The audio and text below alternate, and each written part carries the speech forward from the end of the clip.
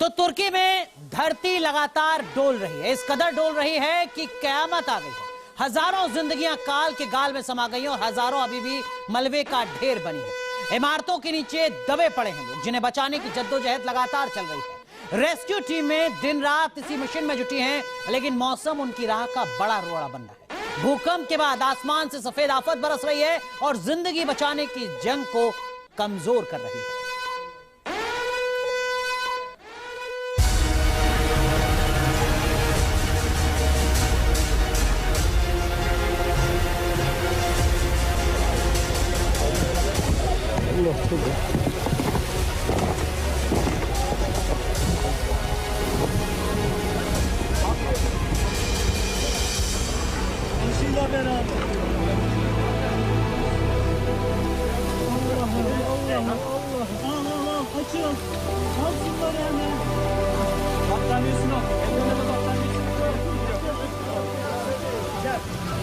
Abla yat olmaz.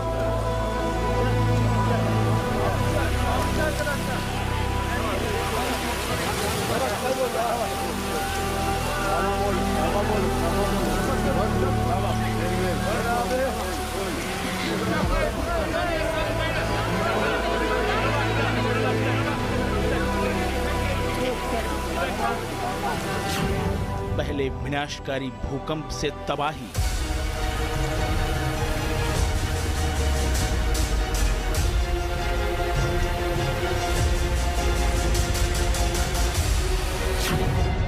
अब बर्फीले तूफान से आफत आई।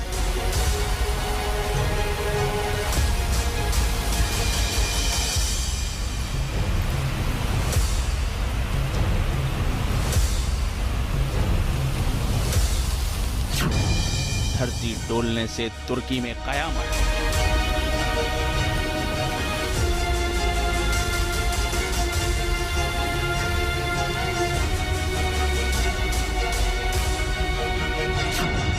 रेस्क्यू में रोड़ा बनी सफेद आफत।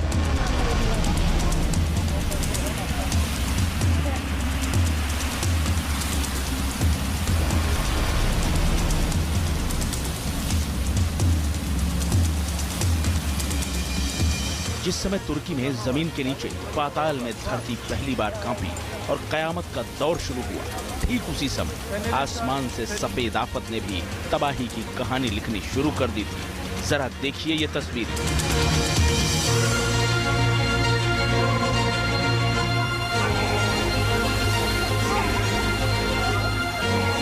बर्फबारी के बीच हाईवे से ये गाड़ी गुजर रही थी और हाईवे के किनारे डोलती हुई धरती इमारतों को ताश के पत्तों की तरफ बिखेर रही थी।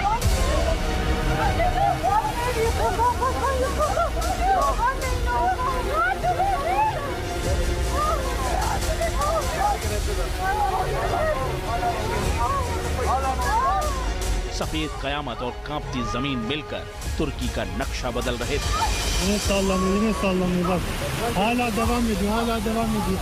Gitme, sallanıyor abi, gitme. Sallanıyor, bu tarafa gelin. Gelmez abi, uzak ya, uzak.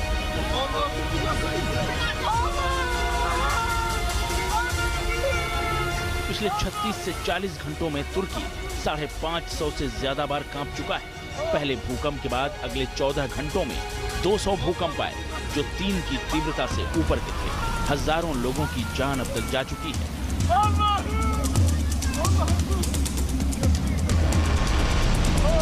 जैसे जैसे राहत और बचाव का काम आगे बढ़ रहा है, मरने वालों की गिनती बढ़ती चली जा रही है। लेकिन अभी तुर्की को शायद और भी बुरा देखना बाकी है। भूकंप के बाद अब बर्फीला तूफान और भारी बर्फबारी राहत और बचाव के काम में रोड़ा बनकर खड़ी हो गई है। विनाशकारी भूकंप के बाद अब इस समय रेस्क्यू ऑपरेशन तुर्की और सीरिया में एक बड़ी चुनौती बना हुआ है।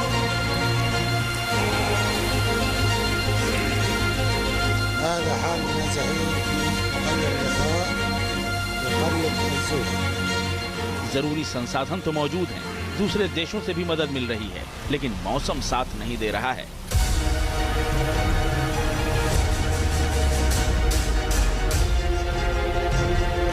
तस्वीरों के जरिए समझिए तुर्की में मौसम रेस्क्यू ऑपरेशन में कैसे चुनौती बना हुआ है। कड़ाके की ठंड और शून्य से नीचे चल रहा पारा रेस्क्यू टीम और पीड़ितों की परीक्षा ले रहा है, तो वहीं दूसरी तरफ कई इलाकों में हो रही बारिश बड़ी मुसीबत का सबब बन गई है। राहत और बचाव के काम में भारी दिक्कतें पेश आ रही हैं।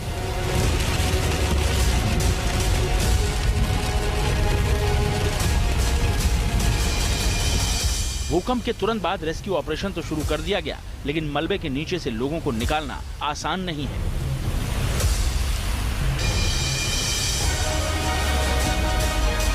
स्थानीय लोगों के मुताबिक कई इलाकों में लगातार बारिश हो रही है, जिस वजह से ठंड भी बढ़ती चली जा रही है। ऐसी स्थिति में लोगों को रेस्क्यू करना बेहद मुश्किल भरा साबित हो रहा है।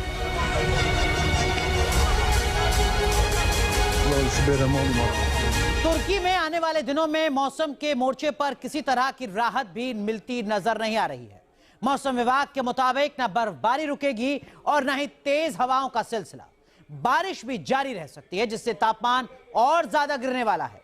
इसके ऊपर बारिश ने उन लोगों के लिए मुश्किलें और ज्यादा बढ़ा दी हैं जो कई घंटों से मलबे के नीचे दबे हैं। विनाशकारी भूकंप के बाद दुनिया भर के देश तुर्की और सीरिया की मदद के लिए आगे आए हैं, लेकिन बर्फीले तूफान, भारी बर्फबारी और बारिश के चलते तुर्की से कई उड़ानों को रद्द करना पड़ा है। दूसरे देशों से राहत सामग्री लेकर आ रहे विमानों की आवाजाही भी पूरी तरह से प्रभावित हो रही है और रेस्क्यू ऑपरेशन में लगातार देरी हो रही है, जिससे मलबे में दबी जिंदगियों पर संकट बढ़ता चला जा रहा है।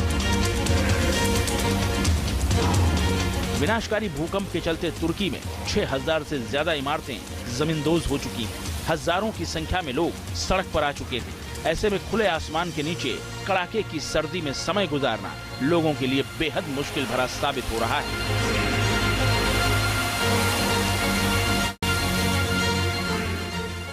तो देखिए, तुर्की में मौसम रेस्क्यू ऑपरेशन में बड़ी रुकावट बन रहा है, लेकिन असल मुसीबत यह है कि भूकंप के झटके अब भी लगातार आ रहे हैं।